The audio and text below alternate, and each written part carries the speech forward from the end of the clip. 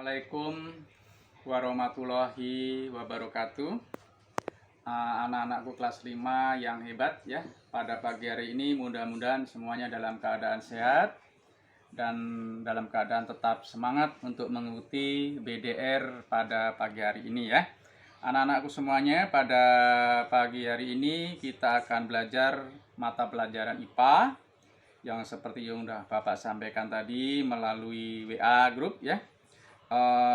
Khususnya pada pagi hari ini kita akan melanjutkan materi siklus air, dan lebih khusus lagi pada pagi hari ini kita akan belajar bersama-sama pada tahap turunnya hujan, yaitu pada siklus turun hujan ya. Anak-anakku semuanya,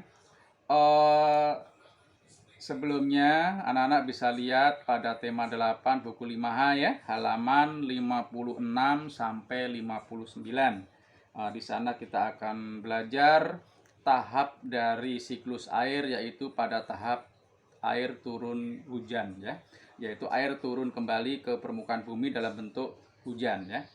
Anak-anakku semuanya, pada saat air turun kembali ke bumi atau yang kita kenal dengan hujan atau turun hujan, air ada sebagian yang dapat meresap ke dalam permukaan tanah karena air tadi terhalang oleh akar-akar, tumbuhan, daun, sehingga air tertahan sehingga dapat meresap ke dalam permukaan tanah, yang nantinya air yang meresap ini akan menjadi air tanah ya.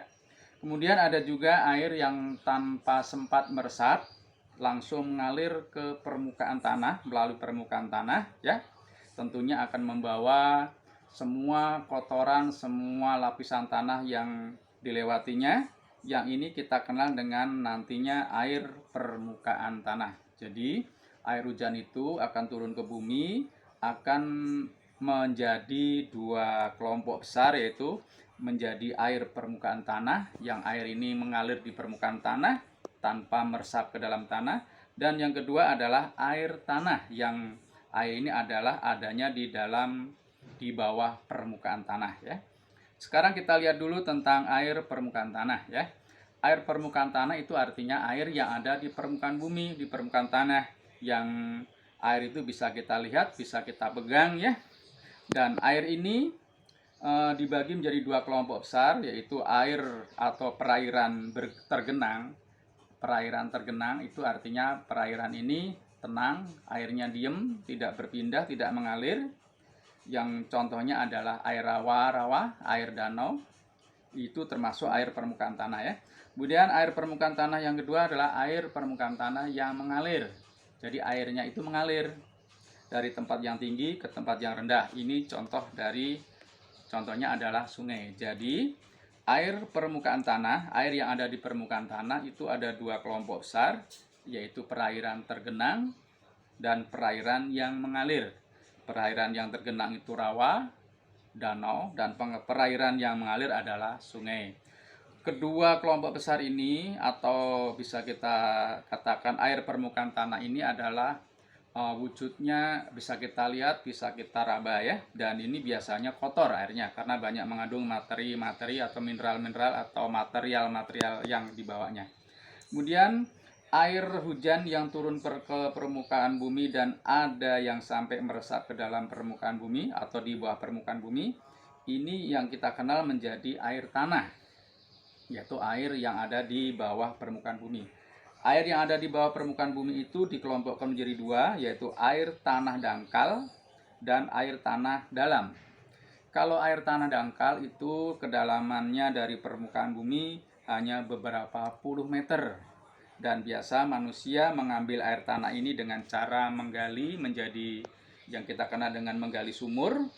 Dan sumur ini pun ada dua cara, yaitu sumur bor dan sumur gali, yang orang manusia menggalinya masuk ke dalam lubang tadi ya.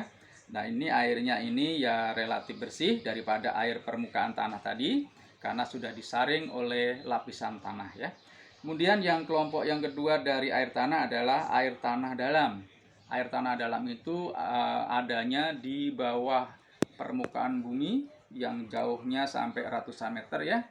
yang kita kenal nantinya air ini akan dikenal dengan istilah air artesis, yaitu air yang bisa memancar karena mempunyai tekanan yang sangat tinggi ya, dan air ini relatif lebih bersih, lebih bening karena disaring oleh lapisan tanah yang sangat tebal ya.